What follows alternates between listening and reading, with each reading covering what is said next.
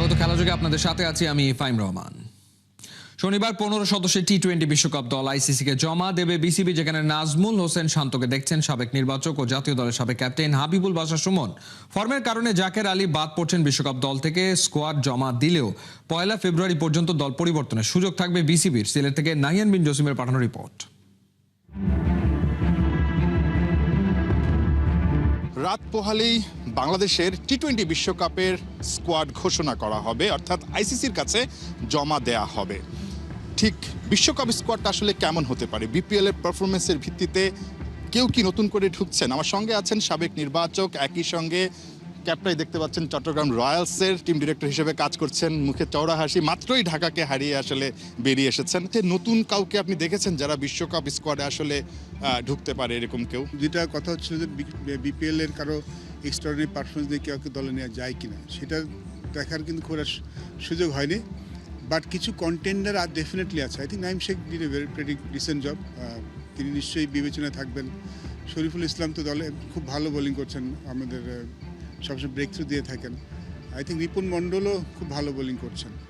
So কয়েকটা জায়গা আছে যেখানে আমরা চিন্তা করতে পারি। অলরেডি বিশ্বকাপের দল ঘোষণা না হলেও মোটামুটি কিন্তু মিডিয়ায় একটা দল ঘুরে বেড়াচ্ছে, যেটা হয়তো বা নির্বাচকরা ঠিক করেছেন এবং এটা আগামীকাল জমা দেওয়া হবে। সেখানটায় নাজমুল হোসেন শান্তর না থাকা এবং জাকের আলী অনিকের বাদ পড়া, এই দুটা নিয়ে খুব বেশি আলোচনা হচ্ছে। শান্ত খুব ভালো খেলছেন বিপিএল এর শুরু থেকে সোফার এখন পর্যন্ত, তাকে কি আসলে স্কোয়াডে যোগ করা যেত কিনা? আমরা যদি ওভারঅল চিন্তা করি, না শুধু বিপিএল না, আমাদের শান্ত সিজন প্লেয়ার, অবশ্যই ও তার টি-20 পারফরমেন্স আমরা যেরকম দেখেছি টেস্ট ম্যাচে ওডিআই ততটা ভালো নয়, but I think still is a very good contender স্কোয়াডের জায়গা পাওয়ার মতো। টি-20 কিন্তু এখন কিন্তু এমন না যে টি-20 মানেই আপনাকে আনঅর্থোডক্স শট খেলতে হবে। টি-20তেই কিন্তু আমরা দেখেছি ভালো শট খেলে কিন্তু রান করা যায়। শান্ত প্রুভড বিফোর, আমার মনে হয় শান্ত সেঞ্চুরি আছে টি-20 ক্রিকেটে। এখন he looks in good form, এবং যখন এরকম ব্যাটসম্যান ব্যাটিং করে সাকসেস রেটটার সম্ভাবনা বেশি থাকে। সো আমি প্রেটি শিওর নির্বাচকরা তাকে নিয়ে চিন্তা করছেন, হয়তো, আমি আশা করছি। আপনার কোনো স্পেশাল নাম আছে একটা যেটা আপনি দেখতে চান?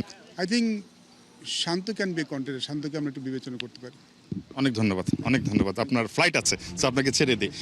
হাবিবুল বাশারের সঙ্গে কথা হচ্ছিল বিশ্বকাপ স্কোয়াড নিয়ে, যেখানে তিনি বলছিলেন যে জাকিরকে নিয়ে অনেকটা আশা ছিল, বাট বিপিএলে তিনি আশার বেলুনটা অনেকটা চুপসে দিয়েছেন।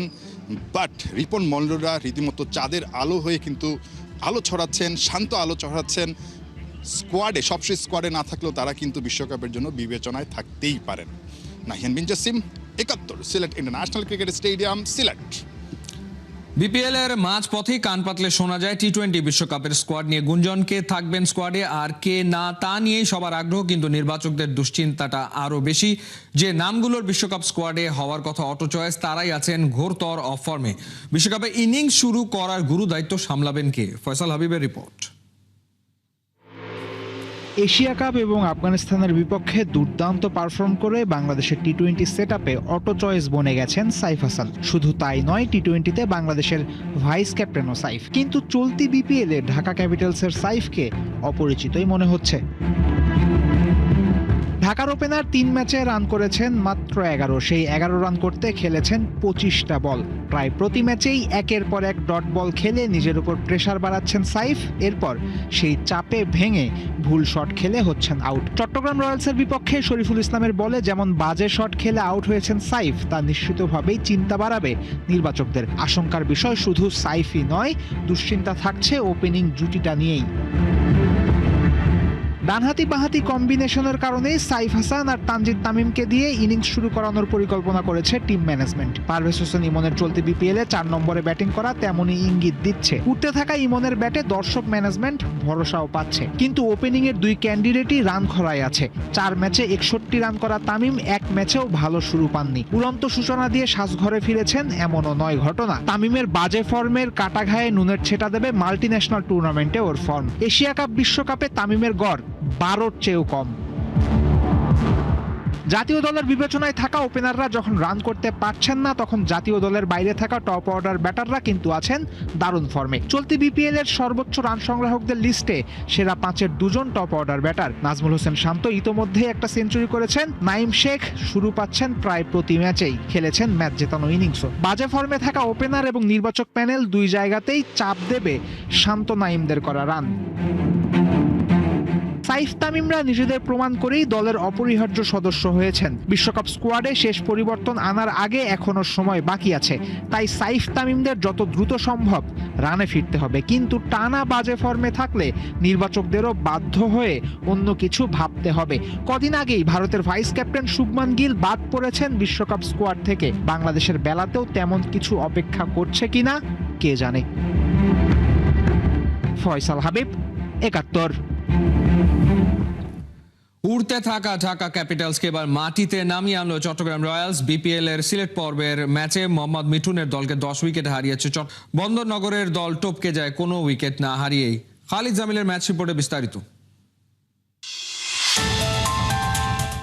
৩৩ বছর বয়স হয়ে গেছে অ্যাডাম রসের, ইন্টারন্যাশনাল ম্যাচে অভিষেক হয়নি ইংল্যান্ডের মিডলসেক্সে বেড়ে ওঠা এই উইকেট কিপার ব্যাটারের। ও আবার কে? এর আগে বিপিএল সহ বেশ কিছু ফ্র্যাঞ্চাইজি ক্রিকেটে খেলেছেন বটে, তবে সেভাবে নাম কুড়াতে না পারা এই ক্রিকেটার এবারে নাম লিখিয়েছেন চট্টগ্রাম রয়্যালসে। আর তিনি এবারে যে খেল দেখালেন তাতে তাজ্জব বনে গেছে সবাই।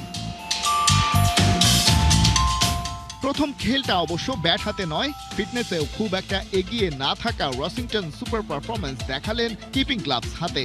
একে একে ফেরালেন ঢাকা ক্যাপিটালসের এক হালি ব্যাটারকে। ওসমান খান, শামীম পাটোয়ারি, সাব্বির রহমান এবং ইমাদ ওয়াসিমকে বোকা বানিয়েছেন চট্টগ্রামের এই কিপার। শুক্রবারের ম্যাচে প্রথমে ব্যাট করতে নেমে শুরুতে বলার মতো কিছু কেবল করতে পেরেছেন টিম ক্যাপিটালসের পাকিস্তানি রিক্রুট ওসমান খান। 15 বলে করলেন 21, স্ট্রাইক রেট 140, বড় কিছুরই হয়তো আভাস। তবে তার ফেরার পর কেবল হাল ধরতে পেরেছে নাসির হোসেন সাইফুদ্দিন জুটি। 36 বলে 48 রান স্কোরবোর্ডে তুলেছেন দুজনে মিলে। ওদের সুবাদেই 100 রানের মাইলস্টোন পার হয় ঢাকা। শরীফুলের বলে মাহমুদুল হাসান জয়ের হাতে 17 রানে ধরা পড়লেন নাসির। 25 বলে 33 করে সাইফ উইকেটে অপরাজিত রইলেন ঠিকই, তবে বাকিদের সাপোর্টের অভাবে ওখানেই স্ট্যাক। পুঁজি বলতে সব মিলিয়ে 122 রান। জবাব দিতে নেমে আবার মোহাম্মদ মিঠুনদের জন্য আতঙ্কের নাম হয়ে উঠলেন সেই অ্যাডাম রসিংটন। তার সাথে কোটি টাকার ব্যাটার নাইম শেখ মিলেই খেলে ফেললেন পুরোটা ম্যাচ, পূরণ করলেন 123 রানের টার্গেট। 18 বলে 25 রান তুলে ভয়ঙ্কর হয়ে ওঠার সময় ক্যাচ তুলেছিলেন ইংলিশ ওপেনার, সেটা ড্রপ করেন ঢাকার পাকিস্তানি রিক্রুট ইমাদ ওয়াসিম। শেষ পর্যন্ত তিনি অপরাজিত থাকলেন 36 বলে 60 রান করে। তার পার্টনার নাইম শেখ 40 বলে 54-তে নট আউট। দুজনে মিলে 123 তারা তুলেছেন 76 বলে। টি-20তে নাইমের এটা 15 নম্বর 50। খালিদ জামিল, ৭১। আইপিএলে সুযোগ পেয়েও খেলা নিয়ে শঙ্কায় মুস্তাফিজুর রহমান। কলকাতায় কিভাবে মুস্তাফিজ খেলেন সেটা দেখে নেবার হুঁশিয়ারি দিয়েছে দেশটির ক্ষমতাসীন দল বিজেপির এক নেতা। এমনকি বাংলাদেশের প্লেয়ারকে দলে নেয় শাহরুখ খানকেও করা হচ্ছে তুলোধুনো। তার দেশপ্রেম আর চরিত্র নিয়েও তোলা হচ্ছে প্রশ্ন। বিস্তারিত পার্থ বণিকের রিপোর্টে। আইপিএলে মোস্তাফিজ আর মোস্তাফিজকে ঘিরে একের পর এক হুমকি। উত্তরপ্রদেশের বিজেপি নেতা সঙ্গীত সিং সোম, হিন্দু আধ্যাত্মিক নেতা জগৎগুরু স্বামী রামভদ্রাচার্য, এদিকে দেবিকা নন্দন ঠাকুর, ওদিকে আবার পণ্ডিত ধীরেন্দ্র কৃষ্ণ শাস্ত্রী। ভারতে পা রাখার আগেই বাংলাদেশ তারকাকে ঘিরে এদের বিপজ্জনক সব মন্তব্যে প্রশ্নবিদ্ধ মোস্তাফিজের নিরাপত্তা। আইপিএলে এবার একমাত্র বাংলাদেশি ক্রিকেটার হিসেবে সুযোগ পেয়েছেন মুস্তাফিজুর রহমান। 9 কোটি 20 লাখ রুপিতে তাকে দলে ভিড়িয়েছে কলকাতা নাইট রাইডার্স।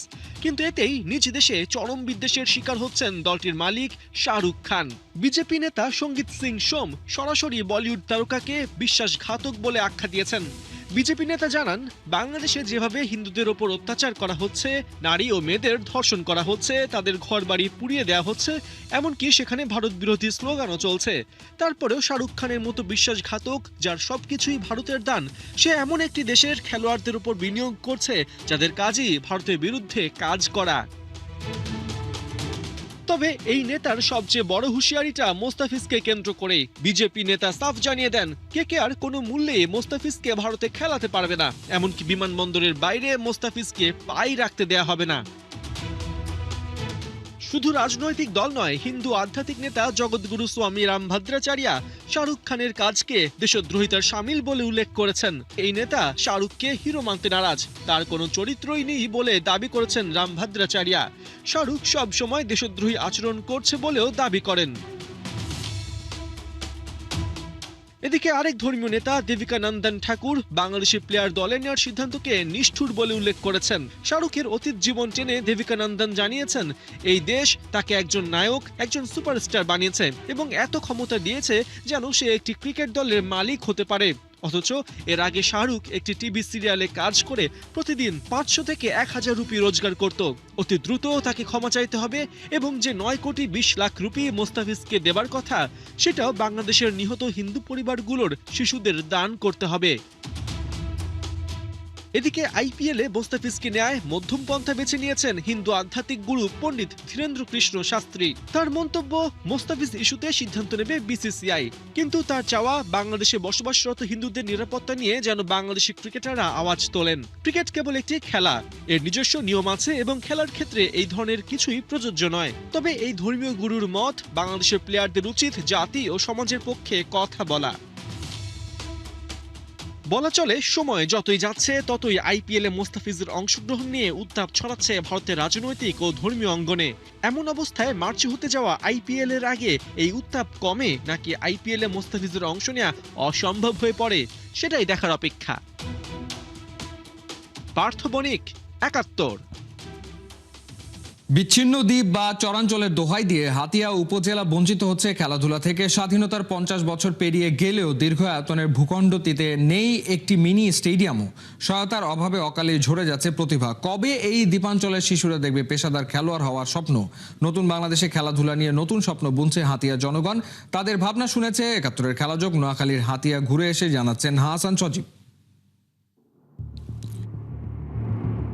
2100 বর্গ কিলোমিটারের একটা বিশাল উপজেলা। অনেক জেলার আয়তনও এতটা নয়। 2011 সালের আদমশুমারি অনুযায়ী যেখানে প্রায় 4.5 লাখ মানুষের বাস, কেবল দ্বীপ বা চরাঞ্চলের দোহাই দিয়ে যে ভূখণ্ডের মানুষের স্বপ্নকে গলা টিপে হত্যা করা হচ্ছে জন্মের পর থেকেই। বলছি নোয়াখালী জেলার হাতিয়া উপজেলার কথা। খেলাধুলা থেকে বঞ্চিত এই জনপদের কথা শুনবে ৭১ খেলাযোগ।